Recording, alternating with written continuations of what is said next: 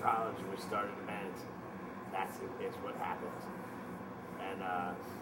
And we were like 5 guys. There was 2 guitar players. There was a guy named Phil at one point. There was a guy named Ben at one point. There's always been a lot of different members. And then we met Magner. Summer of '95. I'll tell you how I felt when I met Magner. Confused and angry. Because when I saw him walk through the door, he was that kid in the history of jazz class that was always raising his hand and answering every question. And it was like annoying. But you thought he was going to be I thought he was like a jazz player. Like 40s, mid 40s, Aaron Magnum, jazzy guy. Yeah. But we had a different idea what. But he walked in and he was that white hat fraternity kid who knew fucking every key of every jazz song that was ever written, and when it was written, and by who it was written, and who wrote the liner notes, and what record label the album was put out on. And I knew all that stuff too because I had been in jazz school, but I was afraid to raise my hand in the lecture halls of the big city universities. So when he opened the door, I was like, oh my God, not this guy. Our new keyboard player. Anyway, here we are. And love you too, buddy. Well, that was, he wanted to know how we felt, first impression at the moment. So obviously a defining moment in the band. The day that Magner walked in the door was the day that the Disco Biscuits became the Disco Biscuits. That's truth. right. Before that it was just a bunch of guys with a bunch of names. And we would change the name all the time. We wouldn't commit. And then we started jamming with. Aaron brought a whole different synthesis to the band, different sounds, using them in a different way, and we started to. We were always a free-form jam thing, and we started to experiment with dance music and electronic vibe stuff. At the time, most people were just doing rock and roll. Remember your old 8-track? Yeah. We did kind of our first electronic songs on. Yeah. For that matter, the first demo that had Rainbow Song and Mr. Don. That's right. I had this little tape cassette 8-track, and we used to tape shows with it, and we used to make little demos with it. And then one day we played a house, and I put it near the window, and then at the end of the set, we went, had the after party, and I came down the next day, and somebody had broken the window and taken it out the window. So then we had to actually go and get more professional recording environments around us. So we found our way to a studio. We had a pool player, right? Player. Yeah, he was a pool player, and he had won all this money playing pool, and he decided to invest it in the Disco Biscuits. So we made our album with him, That was in 1997, our first album. We had been together for 2 years, but that was when the band became a touring band with an album. We made an album and we went on the road. Yeah. That was a big change. 10 shows in a row, and one hippie dude followed us around.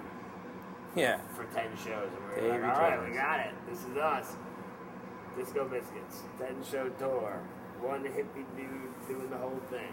That was the start of it all. That was the moment I knew that we could have 40 hippie dudes or 60 modern hippie dudes or 500 modern hippie dudes coming around. Then we toured a lot. Well, we were still in college then, yeah? We were still in college. I think we were still in college then, so we managed to play concerts and not go to school. That was fun. And that was what we were doing. And then we just played more concerts. And we got really good, and we played for a while, and we got even better. You know what I mean? I went to Spanish class eventually. And my teacher said, where have you been? That's what she said, and I was like, I'm in a band, we've been on tour. She was like, I can't give you a passing grade if you skip the entire semester and show up in the last week of the... It was a long shot, definitely. But that's how we did it. That's how we launched it. If you want to start a band, you got to drop out of school. Never too late to drop out of school. Never too late to drop out of school. So that's what happened, and then we ended up playing shows and doing a lot of stuff, and music business has been good to us. We've been able to play shows and constantly find people to watch our music for years. We started Camp Bisco, which was a little summer festival, and a lot of different people go. We had this idea at the very beginning to mix what we were, which was a rock and roll improv band that played electronic music. So we had the idea of mixing like rock bands and electronic music at our festival, and this year's the 9th one. And so this year you're going to see it's very natural. It makes a lot of sense. There's hip hop bands, there's electronic bands, there's rock bands, all sharing the same stages, working with each other, playing music. But at the time when we did it, the first one, it was like, whoa, you guys are crazy. Like, you can't even do that.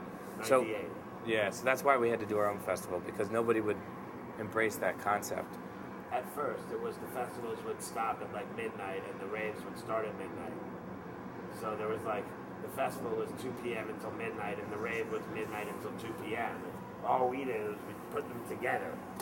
It was like, you got to figure at some point there was peanut butter by itself, and at some point there was jelly by itself. Right. You know what I mean? There was just a guy who was like, I bet these two things would be really great together. Yeah. And you had peanut butter and jelly. You never looked back, and that's what happened with the festival scene. It became like now it's a 24-hour thing at every festival. It just goes. It starts in the afternoon. It goes all through the night into the late night. By the time the late nights are over, the afternoon sets are starting up again. So. But in 1998, that wasn't really very common. At least not in America or in the Northeast of America where we were throwing the festival. And it started to grow, and that became more of the norm around the country, definitely. But the century turned. We made an album next door to Carlos Santana. That was pretty fun. That was a cool moment. Aaron took Carlos to a wire in a game of ping pong that just had everybody screaming. It was amazing. Kicked my ass. That Carlos Santana. He's a really man. good, He's really good ping pong player. Pong. He's got this move where he comes down underneath the table as the Yeah, ball's dropping yeah. and then pulls it back up. Amazing. Yeah. And we moved to California. We did a little surfing. Then we came back to Philadelphia, where we're from. And we started our own studio in Philadelphia, which is an artist collective, if you will, where everybody comes in and contributes.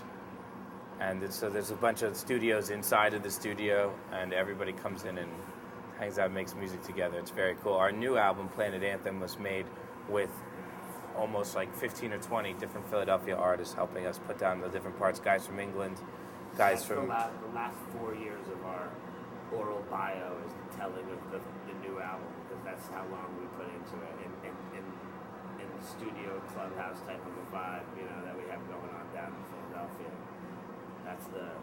That is the whole story. Sorry to cut you off. Tell it. I mean, Just trying to frame the jam. Yeah, I like that. I'm into that.